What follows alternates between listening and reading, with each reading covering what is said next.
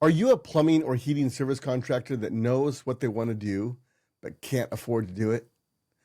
Do you believe that it's always the right time to do the right thing, but not this week because you're once again scrapping for payroll? Then this episode is for you. We're going to go over the things you can do to eliminate the problem as well as talk about the problem itself. Hi, I'm Dennis, and I spent too many years struggling in this very struggle. But when I got clear on the problem with a clear understanding that this was the thing holding me back, I went all in on solving the problem. And it wasn't long before our company grew exponentially. We're going to cover what the three-prong problem is and what we can do to fix it. To be clear, the problem won't be solved today. It's not that easy. But you will know what to focus on next to put this monster behind you once and for all. Welcome to the Trade Traction Podcast, where we help plumbing and heating contractors stop working for free and actually turn a profit. Believe me, I've been there.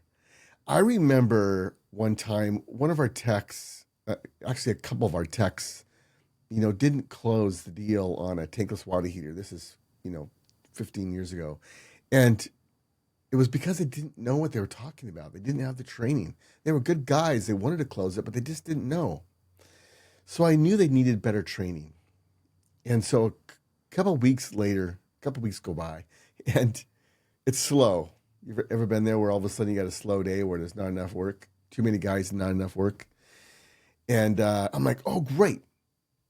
We can do some training, and we can teach our guys, about tankless water heaters, right? So they can sell the next one. What a great idea, right? The only problem was payroll was on Friday. And we didn't have it in the bank yet. So I sent people home. And I went batty inside. It drove me crazy. It's like I knew the right thing to do, but I couldn't afford to do it. Have you ever been there? Another time, we had our sewer camera broke. And if we're payroll to payroll, we probably can't just spring for a new sewer camera, right? And locator, it's like $20,000, right? And so we were renting it. And we'd rent it almost every day, like a couple times a week, sometimes 3 times a week. And the rental guy would say, it might make sense to buy one of these. You're using it a lot. I know that's the right thing to do, but I don't have $20,000. And if I did have $20,000, I owe it to my guys on payday. That kind of thing drove me absolutely batty. I knew the right thing to do in my gut, but I couldn't afford to. And what was weird was it took years of living in that scenario before we were actually able to face the harsh, hard truth. It's actually not that hard. It's just black and white. Here's the problem. It's emotional. Because the problem's actually simple or easy, rudimentary, elementary, but to actually pull it off, well, that's called business. We went round and round with this. We would just try, like we'd have a good week and a bad week and a good month and a bad month. And we just kept trying harder and trying harder and trying harder. Maybe next month will be better. And we always blamed it on something. Well, it's summertime in Seattle. Who wants a plumber in the house in Seattle in the summertime, right? Or, well, it's the end of summer, so everybody's on vacation, right? Or it's graduation time, so no one wants the plumber out of their house when, graduation, it's a busy time of year. Or the holidays are coming, right? There's always some freaking story about why we were just struggling to get by, eking by, payroll to payroll, paycheck to paycheck. It's no different. Here's what's maddening. It's really no different than working for somebody and you get a paycheck and there's too much month at the end of the money. You know what I mean? My friend Jim Rohn used to say that. Too much month at the end of the money, if you've ever been there, he'd say. And it's just similar in business. It's just bigger numbers with more people looking at you. I don't just have my wife looking at me and my kids wondering why mom and dad are frustrated with each other. No, it's not that. I've got employees looking at me and I have to smile. See, I got to smile because if they think something's wrong, they can go get a job anywhere else they want, right? It's a plumber's market. The tradesmen can work wherever they want. If they're any good, they can get a job tomorrow. So I have to act like everything's great. Meanwhile, things totally suck. And supposedly I'm the boss. Supposedly I've got a multi-million-dollar business, right? And the trucks are clean. Everybody's in uniform. Everything looks good. But we're scrapping for payroll. And many payrolls, we're not taking a paycheck ourselves, especially in late spring. In Seattle, for us, it was late spring. I'd always wonder why I was so frustrated and exhausted in late June, early July. And I started to figure it out. Like, you're working so hard, you can't see what's going on. And what was going on was I was skipping paychecks. I wasn't getting myself paid. And so July 4th, Independence Day, fireworks, everything's cool. Why can't I afford to buy fireworks? I should. I've got this big company. I've got all these trucks and all these great guys. And man, I don't feel great. It's a simple problem, like I said, but it's actually emotional. And what's cool is I'm not wrapped into the emotion that you might be. I once was, and I had to fight through that, and now I'm trying to help you fight through it. Here's the problem. It's really simple. It's really simple, guys. Your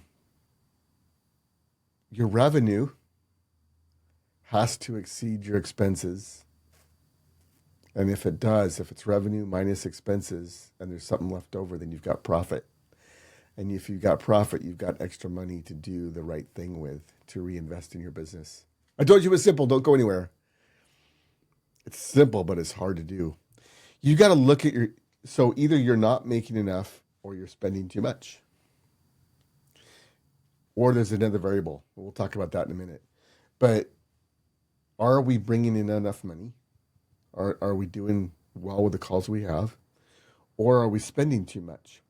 There was a day I was probably a $2 or $3 million company, well-respected, beautiful trucks, beautiful techs, everything looked great. But when I got clear on the problem, and I got tired, I don't want to live this way anymore. Enough is enough. I'm tired of knowing what to do, but not being able to afford to do it. When I actually got clear on that, and I'm wondering if you might be clear on that finally, that for some reason we can tolerate that for years. And I think part of the reason is pride. We don't want to raise our prices, and we don't want to cut our expenses. If anything, we want to increase them. And so I remember the day when I had to go to the guy. What we discovered was we had a consultant, and he discovered that there was about 20 things that we were 0.5% over on. Like, he had a little template about you should spend this much on marketing and this much on uniforms and this much on gas, this much on truck maintenance, that kind of thing, right? And when we looked at it, that thing was really off, but there were about 20 things that were maybe 0.5% off. 0.5%, no big deal. Like, we're close, right? What's 0.5% times 20? That's 10% profit. If we're break even and we fix the 20 things that are 0.5% off, we're a double-digit profit company. And that changes everything. So trust me. So guess what one of those things was? We had to cut back. It's like, if you cut back, you can make adjustments. You're going to discover what you need. There's things that we want and we think we need, but we really don't need. You know what I'm talking about? So anyway, uniforms. We had a uniform service, a service company. It was only so much a month. It didn't seem like a lot, but it was 0.5% over. it was a 0.5% I could tolerate living without. So I remember having to go to the guys. I was embarrassed. Frankly, I was embarrassed.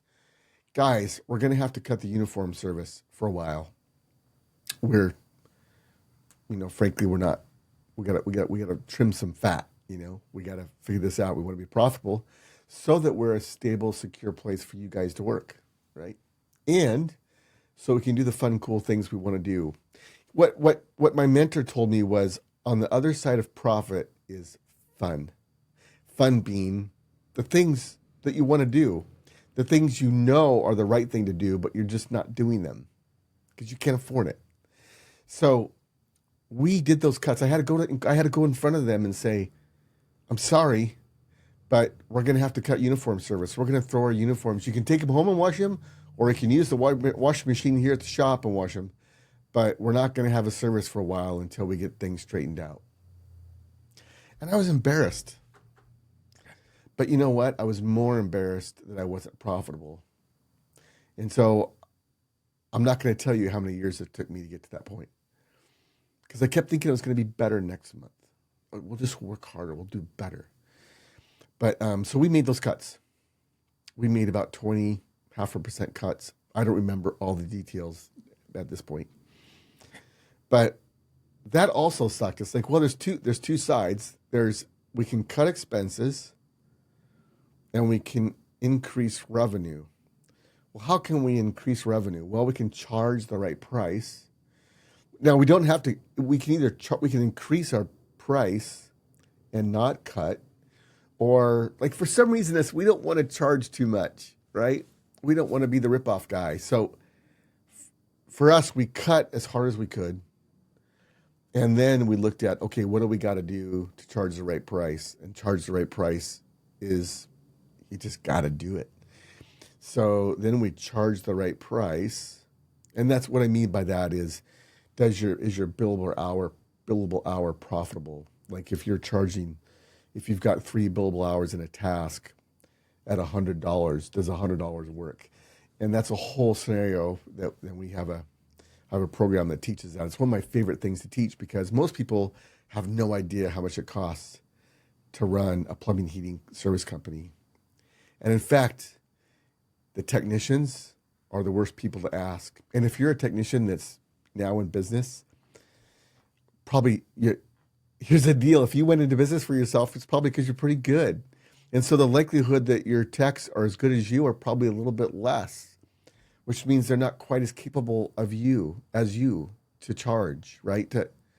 And so you might have to charge more to make up for that. And there's a lot that goes into it. Suffice to say, in this video, most people are not charging the right price. And then if they're not charging the right price, if they charge the right price, then are they able to sell it? Do they have a 70+% conversion rate? And are they selling something extra on every job? And there's a whole beautiful art to sales. Sales is not twisting your arm and talking you into stuff you don't need. There's a very professional way of selling that is very comfortable and allows the customer to buy your services based on how they value them. It's a whole other topic, but it's really simple. You have to increase your revenue, you decrease your expenses until, how long, how far? Until, like you could say, well, I raised my price $50 a billed hour and I cut 10 things at 0.5%. That should work. Well, just because you stopped eating ice cream doesn't necessarily mean you're going to lose weight. You know what I mean? You have to cut enough until you lose weight. Or does that make sense? There's this word until. I'm realizing this. One of the most important words of the English language is the word until. Because so many times we do the right thing or stop doing the wrong thing, but not enough or not long enough, right? Not drastic enough, which way ever, either cutting expenses or increasing pricing, or you're not doing it long enough. Until, you have to do it until what turns out is double-digit profit at the end of the month. And frankly, it's your responsibility. If you're in business, it's your responsibility to run a profitable business. Because what happens when you have a profitable business, you got a little extra money in the bank. Then that scenario where my techs couldn't sell not because they weren't bad guys, it's because they didn't have the knowledge. Then when I had a slow time, I could do the right time with the slow time, and I could invest in some training, which made them better, which made my techs better, help them sell better, help them service the customer better, right? It's a virtuous circle. Only good things come from being profitable. Like, it's all good. Yes, there's horror stories out there where someone's too profitable, right? And like at some point, maybe there's too much profit, but that's not our problem. If you're worried about that, may I say, stop worrying about that until you've solved the problem yourself, right? Focus on your own economy. Focus on your own economy before you focus on someone else's. So that's the problem, is we're not profitable. And the problem is three-pronged, I said. We're either not charging the right price, we don't have enough revenue coming in, or our expenses are too high, or we're not charging the right price. We need to increase our price, get better at selling to bring in more revenue, and cut our expenses. And usually there's a little bit of all three. Every company's different, but you could play with all three of those. Maybe you could really cut expenses. Maybe you got a couple people that aren't really labor. Look at labor. Labor is the most number one thing to look at. Do you have labor you really don't need? And remember I said emotional? I remember one time there was someone I loved dearly. I didn't, oh boy. I wanted this person in my life. I really appreciated them, but they weren't needed actually to turn a profit. And so I remember the day when we decided to let that person go. And then there was profit. And what happened was the profit felt so good. Can you imagine getting paid on time, paying all your people on time, and still having money left over? Can you imagine what it feels like when people ask you what you do for work? You say, I have a plumbing and heating company. And they say, oh, everybody thinks that you're successful automatically. Most of us aren't. Most companies are struggling paycheck to paycheck. I did it for years and years and years. And I know you have too, because that's just the numbers. So, but imagine if you can say, yeah, things are going great. And they actually are. It feels so good. It's so worth it. It's so worth putting in the hard work, making the hard decisions to do the simple things, cut where we need to cut, increase where we need to increase, charge the right price, increase our rates. Almost always we need to increase our rates, because us techs are the worst person in the world to value ourselves. That's a whole other topic. But we know how to do it. In fact, we were hoping we would have this kind of work today. And we've got the tools. We've done it before. We just value it differently than the customer. The customer's like, we're the freaking hero. And it's like, what's the big deal? We do this every day. See, there's a disparity. There's a difference in how we value the task. And so, hint, let the customer tell you, show you, demonstrate to you how much they value you by letting them buy from you, by giving them options and seeing what they choose. Anyway, that's it. That's the problem. The answer to all your problems is profit. Profit. And the way you get that is you have to charge more and or cut expenses until, or the third prong is raise your prices until your double-digit profit. That's the simple, it's just ABCs. It's just 1 + 2 = 3, right? It's that simple. But actually pulling the trigger and making the cuts and facing the humiliation and dealing with the pride and setting things right. Hey, that's why we get paid the big bucks, right? That's what everybody says, even though we're not cashing our own paychecks, right? Been there. All right. To conclude, it is so important to charge the right price. It is so worth it. And these businesses that are sucking you dry can lift you up and be such a blessing to you, your family, all your employees. But you have to decide that and take on the responsibility of being profitable. All right, until next time, let's go.